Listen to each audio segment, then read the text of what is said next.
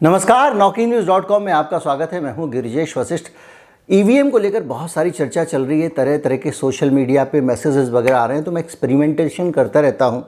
समाज की नब्ज़ को जानना मीडिया कर्मी का धर्म है और अपने उस धर्म को निभाने की मुहिम में मैंने अपने चैनल पे, इस चैनल पे नहीं, नॉकिंग न्यूज़ पे एक पोल डाला, एक सर्वेक्षण किया, लोगों से राय मांगी। ये पोल YouTube का पोल है जिसका मैंने इस्तेमाल किया है। मैंने सिर्फ सवाल डाला है और इसमें किसी भी तरह के मैनिपुलेशन का मेरे पास किसी भी प्रकार का कोई तकनीकी अधिकार नहीं है। एक दिन के अंदर ही इस पोल पे 18,000 लोग अपनी राय जाहिर कर चुके हैं।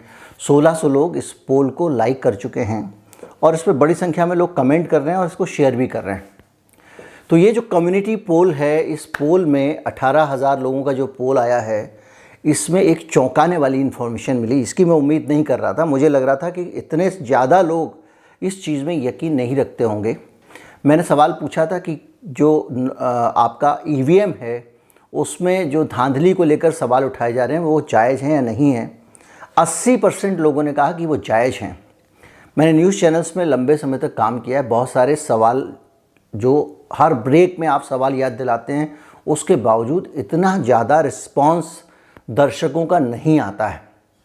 एक तो इतना बड़ा रिस्पॉन्स आना 18,000 के करीब, और उसमें 80% लोगों का ये कहना, 18,000 का सैंपल है साहब, कि ईवीएम में गड़बड़ी पे जो सवाल उठाए जा रहे हैं वो सही हैं। इसका मतलब कहीं ना कहीं समाज में एक बड़ा तबका, देखिए उन लोगों को छोड़ दीजिए जो सरकार के पक्ष में हैं या जो सरकार को राजनीतिक रूप से पसंद करते हैं, और आज एक ध्रुवीकरण का दौर है, लोग एक्सट्रीमली एक दूसरे से दूर रहते हैं, तो उनको अगर आप छोड़ दें तो ये जो रिस्पांस आया इसमें जो 80% लोग जब ये कह रहे हैं कि ईवीएम में गड़बड़ हो सकती है, तो मुझे लगा इस पर बात करनी चाहिए।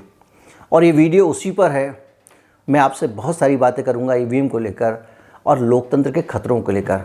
कहीं मत जाइए, चैनल को सब्सक्राइब कर लीजिए, बातचीत को आगे बढ़ाते हैं। मैं अभी हाजिर हुआ।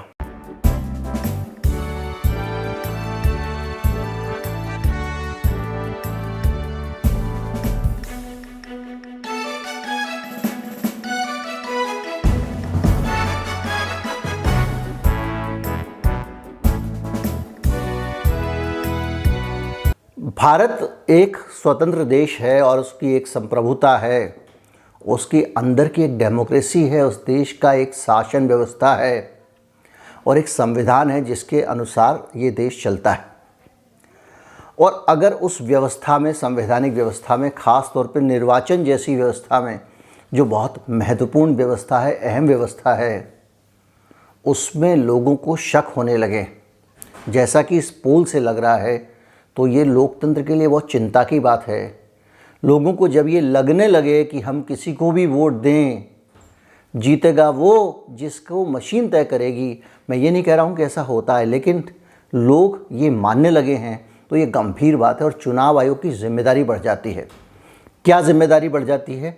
जिम्मेदारी ये बढ़ जाती है कि वो लोगों का, इस देश की जो निर्वाचन प्रक्रिया है उसमें उनका विश्वास बढ़ाने के लिए काम करे। निर्वाचन आयोग लोगों के मन में जो संशय और आशंकाएं हैं उनको दूर करने के लिए काम करे। केवल एक बार हमने हैकाथॉन बुला लिया और उसकी हैकाथॉन की शर्तें, जो शामिल होने वाले लोग थे उनको पसंद नहीं थी, कुछ लोग गए, दूर से देख के बोल दिया बहुत बढ़िया है, तो इससे लोगों के मन में विश्वास नहीं जमा है। आपकी ये जो एक प्रक्रिया थी ये असफल साबित हो गई और उसके बावजूद लगातार, ये आप भी महसूस कर रहे होंगे, जैसे जैसे समय बढ़ रहा है ईवीएम पे लोग ज़्यादा बात करने लगे हैं। अब इसको लेकर एक बड़ा सवाल ये उठता है कि क्या सचमुच ईवीएम हैक की जा सकती हैं या एकदम निराधार ये आशंका है। देखिए, जो प्रक्रिया बनी हुई है, चुनाव आयोग का जो सिस्टम है ईवीएम को मैनेज करने का, उसमें जो नियम बनाए हुए हैं, उस नियम के हिसाब से ईवीएम को हैक करना करीब करीब नामुमकिन है, क्योंकि ईवीएम एक तो नेटवर्क पे कहीं नहीं जोड़ी जाती है, दूसरा ईवीएम जो है वो उसको कई स्तर पे उसको अंदर से सील किया जाता है, उसके अंदर मॉक पोल होते हैं, वहाँ पे बाकायदा मतदान से पहले फेक मतदान कराया जाता है और बहुत सारी चीज़ें कराई जाती हैं। तो जो मशीन जिसमें आप वोट डाल रहे हैं, अगर वो उस पूरी प्रक्रिया से निकली है और एक अच्छी मशीन है तो धांधली की गुंजाइश नहीं बनती है। लेकिन इसमें मैंने जैसा पहले बताया, अगर वो मशीन सच्ची मशीन है और उस मशीन को, वही मशीन है जो चुनाव आयोग से आई है और उस मशीन को पूरी प्रक्रिया से गुजारा गया है, ठीक वैसा है कि अगर सही तरीके से तलाशी ली जाए तो कोई भी आदमी सिनेमा हॉल के अंदर कोल्ड ड्रिंक की बोतल लेकर नहीं जा सकता। और सिनेमा हॉल वाला पूरी जिम्मेदारी से दावे के साथ ये कह सकता है कि हमने इतनी बढ़िया व्यवस्था बनाई है कि अंदर कोई भी व्यक्ति कोल्ड ड्रिंक की बोतल लेकर नहीं आ सकता। लेकिन उस प्रक्रिया में अगर कहीं ढील रहती है, कहीं भ्रष्टाचार होता है या कोई दूसरी चीज़ होती है या कर्मचारी लापरवाही करते हैं तो कोल्ड ड्रिंक की बोतल हॉल के अंदर जा सकती है। ये एक अपने आप में एस्टेब्लिश्ड फैक्ट है कि ईवीएम को अगर आदर्श तरीके से इस्तेमाल किया जाए तो उसमें कोई गुंजाइश नहीं है। लेकिन जैसी कि खबरें आती रहती हैं, पहले ये कहा गया कि करीब बड़ी संख्या में ईवीएम जो हैं वो फेक ईवीएम पाई गई हैं, इलेक्शन कमीशन के आरटीआई का हवाला दिया गया और वो खबरें सर्कुलेट हो रही हैं। उन खबरों को लेकर एक बार खंडन करके अगर चुनाव आयोग बैठ जाएगा तो उससे काम नहीं चलेगा। उसको बताना पड़ेगा कि भाई ये मामला क्या था, एक ही मशीन को दो कंपनियों को बनने को दिया, क्या किया आपने, वो एक पूरी अलग व्यवस्था है। और इस सारी चीज़ों के बीच में लगातार लोगों का अविश्वास बढ़ रहा है। ये तो हुआ एक पहलू, लेकिन इसके दूसरे पहलू भी हैं। जिस तरह से लावारिस ईवीएम मिल रही हैं, कूड़ेदान में ईवीएम मिल रही हैं, और गुजरात में चुनाव आयोग का मुझे वो बयान याद है जिसमें उसने कहा कि ये जो ईवीएम बरामद हुई है ये ईवीएम चुनाव आयोग की ईवीएम नहीं है, स्थानीय निकाय चुनाव में वहाँ पे ये चीज़ सामने आई थी। तो वो ईवीएम कहाँ से आई? तो क्या नकली ईवीएम हो सकती हैं तो उनको सिस्टम में कैसे घुसाया जा सकता है? वो मतदान के सिस्टम में नकली ईवीएम आ सकती हैं, क्या उनको आखिर में बदला जा सकता है, क्या शुरू में बदला? देखिए, प्री प्रोग्राम भी तो ईवीएम हो सकती है। पहले एक ईवीएम हो जिसमें बहुत सारे किसी न किसी पार्टी के हिसाब से वोट डले हुए हों और वो ईवीएम लगा दी जाए और दूसरी ईवीएम हटा दी जाए तो 3-4 मशीन में ही काम हो जाएगा। बड़ा फ़र्क आ जाएगा। और इस उत्तर प्रदेश के चुनाव में तो फ़र्क भी काफ़ी कम रहे। तो एक तो गुंजाइश ये है।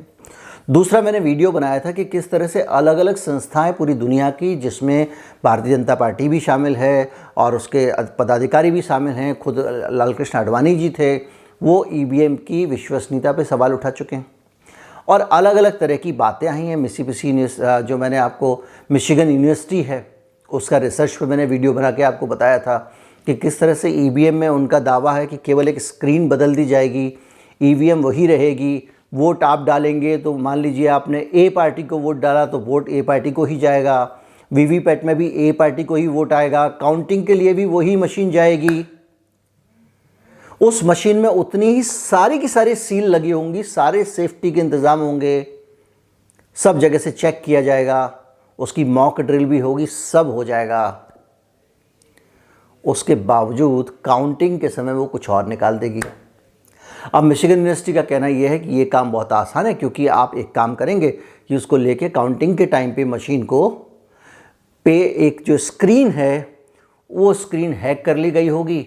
वो मशीन वो स्क्रीन वो नहीं दिखाएगी जो मशीन के अंदर सेव है, बल्कि वो दिखाएगी जो एसएमएस से उसको भेजा गया है, तो या ब्लूटूथ के ज़रिए उसको भेजा गया है। तो जब ये सारी चीज़ें सामने आती हैं, इसके अलावा आप देखिए दिल्ली विधानसभा में आम आदमी पार्टी ने एक ईवीएम बनाई, इसको डिमॉन्स्ट्रेशन करके दिखाया कि किस तरह से अगर कोड डाल दो, एक्टिवेट कर दो तो उसके बाद में इसको वोट जाने लगते हैं। हालांकि मुझे उस थ्योरी में इसलिए दम नहीं लगता है कि हर ईवीएम मशीन को जाके अगर कोड डाल के कोई एक्टिवेट करेगा तो ये सीक्रेट नहीं रह जाएगा, ये सबको पता चल जाएगा। क्योंकि हर वोटिंग सेंटर पे जाके इतने सारे लोग, अलग अलग पार्टी अपने कार्यकर्ताओं को अगर ईवीएम हैक करना सिखाएगी, वो अंदर जाके हैक करके आएगा तो असंभव है कि किसी को पता ना चले, तो इसलिए वो नहीं चलता। लेकिन ये सारी चीज़ें जो है ना, ये एक जिम्मेदारी बढ़ जाती है इलेक्शन कमिश्नर की। दूसरी बात ये, अगर ईवीएम सचमुच हैक हो रही है तो इस देश के लिए कितना बड़ा खतरा है। एक बात मान के चलिए, बहुत सारी इंटरनेशनल फोर्सेस हैं जो लगातार आपके ऊपर काबू करने के चक्कर में रहती हैं। ग्लोबलाइजेशन हुआ, उसके ज़रिए आपकी डॉलर पे इतनी ज़्यादा डिपेंडेंस हो गई है, क्योंकि अब देश आत्मनिर्भर रहे नहीं, सारे देश एक दूसरे पर निर्भर हैं। और जो इंटरनेशनल ट्रेड हो रहा है वो डॉलर से हो रहा है। यानी कि मैं अगर कोई चीज़ खरीदूंगा तो वो डॉलर से करूंगा। जैसे श्रीलंका है, श्रीलंका के पास सब कुछ है, बस डॉलर नहीं है, इसलिए उसकी हालत ये है 7-7, 8-8 घंटे का पावर कट हो रहा है, राशन नहीं है, लोग लाइन लगा रहे हैं, क्योंकि वो दूसरे देशों से चीज़ें आयात नहीं कर पा रहा है। उसको डॉलर चाहिए। उसके लिए डॉलर के लिए वो जैसे ही IMF या दूसरी जगहों से कर्जा लेता है डॉलर का, उस डॉलर के कर्जे के साथ में बहुत सारी शर्तें लगा दी जाती हैं, जिसका उसको पालन करना पड़ता है।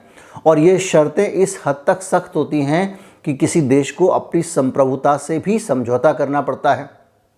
तो जब ऐसी विदेशी ताकतें, विदेशी शक्तियां लगातार, अमेरिकी साम्राज्यवादी शक्तियां देशों के ऊपर नियंत्रण करने के चक्कर में रहती हैं, तो ऐसी हालत में आप ये कैसे मान सकते हैं कि EVM अगर हैक हो सकती है तो अमेरिका या कोई दूसरा देश अपनी पिट्ठू और जेब में रखी जाने लायक सरकार बनाने के लिए EVM में खेल नहीं करेगा।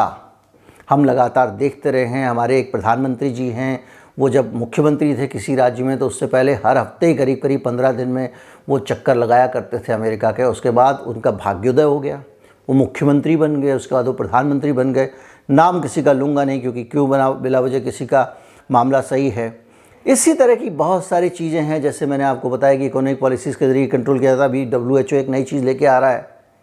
WHO कह रहा है कि एक प्रस्ताव लेकर आया जिसमें कह रहा है कि दुनिया के जितने भी देश हैं वो साइन कर दें कि अगली बार जब महामारी आएगी या अगली बार जब भी कोई इस तरह का खतरा आएगा कोरोना टाइप का, तो ऑटोमेटिकली एक सिस्टम एक्टिवेट हो जाएगा और फिर आपके देश में आपका कानून नहीं चलेगा, कानून चलेगा सीधे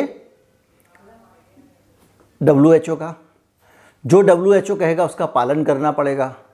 आप उस महामारी के प्रबंधन में, प्रोटोकॉल में कोई परिवर्तन नहीं कर सकते। जैसे इस बार के प्रबंधन में हमारे यहाँ कुछ दवाएं थीं जिनको WHO और अमेरिका कह रहा था नहीं चल सकती, हमारे यहाँ चल रही थी। और बहुत सारी दवाएं ऐसी थी जिनको WHO कह रहा था, हमारा ड्रग कंट्रोल जनरल कह रहा था नहीं चलनी चाहिए, उसके बावजूद इस देश में चली।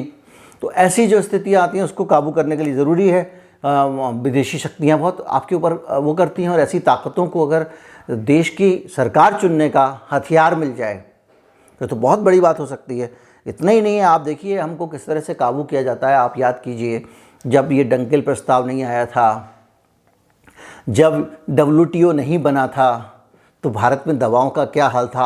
आज कोई नई दवा अगर आती है तो केवल पेटेंट के नाम पे वो हज़ारों हजार रुपए की एक गोली आ रही है। दवाओं के दाम 100 गुने से ज़्यादा बढ़ चुके हैं। कई दवाओं के दाम जब से ये पेटेंट का सिस्टम आया है और WTO आया है तो जो टीका कंपनियां हैं दुनिया भर की, सरकार चाह के भी, भारत की सरकार, दक्षिण अफ्रीका की सरकार, स्वयं जो बाइडन चाह चुके हैं कि अब जो है वो इनका पेटेंट हट जाना चाहिए टीके का, ताकि हर देश बना सके और गरीब देश भी उसको लागू कर सके। तो लेकिन पेटेंट नहीं हटा। ये इंटरनेशनल ताकतें हैं और इंटरनेशनल ताकतें अगर इतनी ताकत का बड़ी हो सकती हैं तो वो EVM का फ़ायदा उठा के हमारे को क्यों नहीं काबू कर सकती। और याद रखिए अगर ऐसी शक्तियां सरकार को काबू कर सकती हैं तो हमारे देश में तो सरकार की शक्तियां असीम बढ़ रही हैं। आप अगर सोना खरीदेंगे तो सोने के ऊपर भी हॉलमार्क के साथ सीरियल नंबर आ रहा है। उस सीरियल नंबर से ट्रैक किया जाएगा ये सोना किसके पास है, किसके पास नहीं है। ये हो रहा है। आपकी ज़मीनों को इलेक्ट्रॉनिक तरीके से सब जगह रजिस्टर किया जा रहा है कि अब आपकी ज़मीन जो है उसको 1 मिनट में सरकार चाहे तो रद्द कर दे। रुपया आ रहा है, एक ऐसा रुपया आ रहा है जो ब्लॉकचेन पे आधारित होगा। ब्लॉकचेन का जो रुपया है उसको ट्रैक किया जा सकता है। इसी तरह की बहुत सारी चीज़ें हो रही हैं। और अगर ये चीज़ें होंगी और कोई विदेशी शक्ति अगर आ जाए और वो EVM के ज़रिए सरकार को काबू करे और सरकार के ज़रिए ज़मीन, धन संपदा, सोना, चांदी, यहाँ तक कि अब तो आपकी गाड़ियाँ भी सरकार की हो गई हैं। आपको चलाने के लिए 15 साल को दिया, उसके बाद ले लेगी वो, आप कुछ नहीं कर सकते। पैसे आपके हैं, गाड़ी उनकी है, पैसे गाड़ी आपकी है, दाम उनका है। तो ये पूरा का पूरा चक्र EVM से जुड़ा हुआ है। इसलिए जो लोग EVM को लेकर चिंता कर रहे हैं, ये किसी पार्टी के जीतने हारने की चिंता नहीं है, ये किसी देश की राष्ट्रीय सुरक्षा की चिंता है। और इसलिए भी ये बहुत ज़रूरी हो जाता है कि इस देश का जो चुनाव आयोग है वो EVM को लेकर कोई भी भ्रम या भ्रांति है तो उसको दूर करे और कोई ये नहीं कह सकता कि भ्रम या भ्रांति नहीं है, कोई ये नहीं कह सकता कि इस देश के लोग नहीं मानते कि ईवीएम में गड़बड़ी होती है, क्योंकि जो हमारा सर्वे 18,000 का बहुत सारे एग्जिट पोल से बड़ा सैंपल साइज है। और वो सैंपल साइज, और ये एकदम ऐसा सर्वे है जो इन्फ्लुएंस नहीं है, जिसका डाटा किसी न्यूज़ रूम में नहीं बदला जा सकता। इस सर्वे का डाटा जो है सीधे यूट्यूब के सर्वर से आ रहा है, और उस सर्वे में 80% लोग कह रहे हैं कि ईवीएम जो है उसमें छेड़छाड़ की जा सकती है। तो चुनाव आयोग की जिम्मेदारी बनती है। तो मैं यही चाहूँगा कि चुनाव आयोग अब लोगों के दिमाग में ईवीएम के प्रति विश्वास पैदा करे या ईवीएम को हटाए, कोई और पेपर बैलेट सिस्टम वगैरह लेके आए। वैसे भी अब महीना भर आपका चुनाव का शेड्यूल चलता है, तो कोई ज़रूरी नहीं है कि आप जो है वो टाइम बचा रहे हैं उससे। उम्मीद करता हूँ वीडियो आपको अच्छा लगा होगा। अच्छा लगा हो तो ज़्यादा से ज़्यादा लोगों तक पहुँचाएँ। चैनल को सब्सक्राइब कर ले अगर नहीं किया है तो। नमस्कार, जय हिंद।